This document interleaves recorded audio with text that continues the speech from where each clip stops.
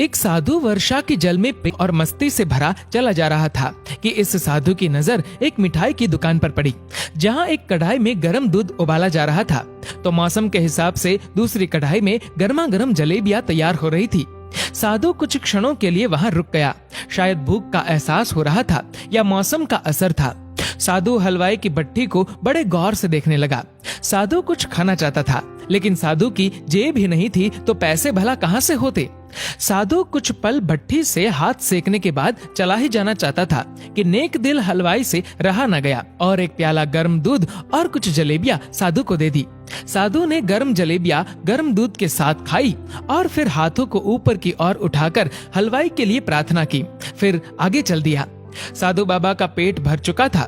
दुनिया के दुखों से बेपरवाह वे फिर एक नए जोश से बारिश के गंदले पानी के छींटे उड़ाता चला जा रहा था।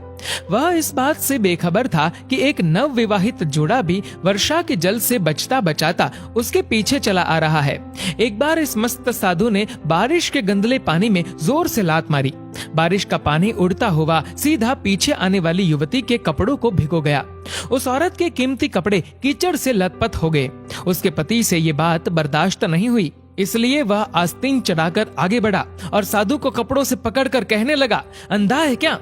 तुझे नजर नहीं आता? तेरी हरकत की वजह से मेरी पत्नी के कपड़े कीचड़ से भर गए हैं।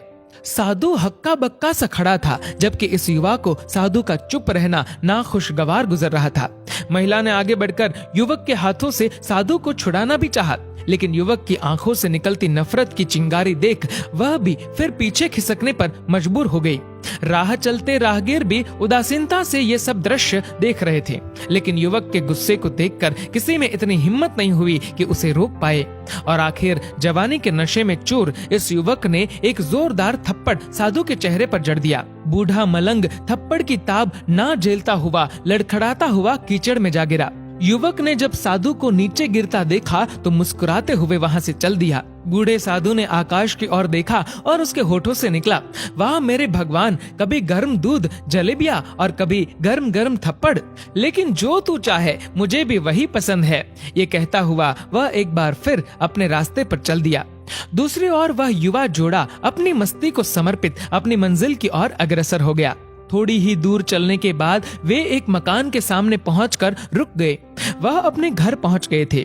वे युवक अपनी जेब से चाबी निकालकर अपनी पत्नी से हंसी मजाक करते हुए ऊपर घर की सीढ़ियां चढ़ रहा था। बारिश के कारण सीढ़ियों पर फिसलन हो गई थी।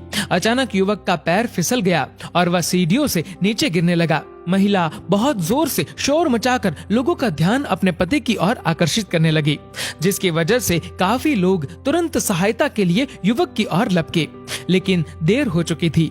युवक का सर फट गया था और कुछ ही देर में ज्यादा खून बह जाने के कारण इस नौजवान युवक की मौत हो गई। कुछ लोगों ने दूर से आते साधु बाबा को देखा तो आपस में कानाफूसी होने लगी कि निश्चित रूप से इस साधु बाबा ने थप्पड़ खाकर युवक को श्राप दिया है, अन्यथा ऐसे नौजवान युवक का केवल सीढ़ियों से गिरकर मर जाना बड़े अचंभे की बात लगती है। कुछ मनचले युवकों ने ये बात सुनकर साधु बाबा को घेर लिया। एक युवक कहने लगा कि आप कैसे भगवान के भक्त हैं, जो केवल एक थप्पड़ के कारण युवा को श्राप दे बैठे। भगवान के भक्त में रोष व गुस्सा हरगिज नहीं होता। आप तो जरा सी असुविधा पर भी धैर्य न रख सके। साधु बाबा कहने लगा, भगवान की कसम, मैंने इस युवा को श्राप नहीं दिया। अगर आपने श्राप नहीं दिया तो ऐसा नौजवान युवा सीढ़ियों से गिरकर कैसे मर गया?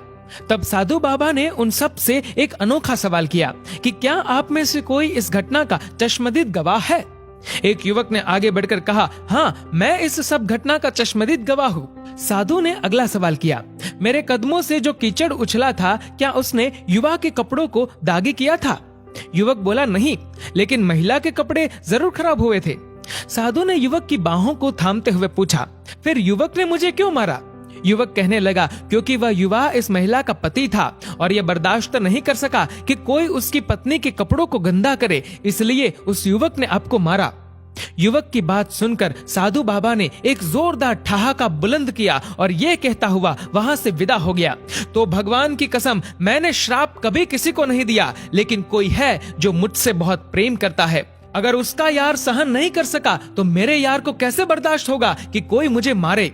और मेरा यार इतना शक्तिशाली है कि दुनिया का बड़े से बड़ा राजा भी उसकी लाठी से डरता है। उस भगवान की लाठी दिखती नहीं और आवाज भी नहीं करती, लेकिन पड़ती है तो बहुत दर्द देती है। हमारे कर्म ही हमें उसकी लाठी से बचाते हैं, बस कर्म अच्छे होने चाहिए। हमारी संपत्ति के उत्तराधिकारी अनेक लोग हो सकते हैं, लेकिन कर्मों के उत्तराधिकारी केवल हम स्वयं ही होते हैं।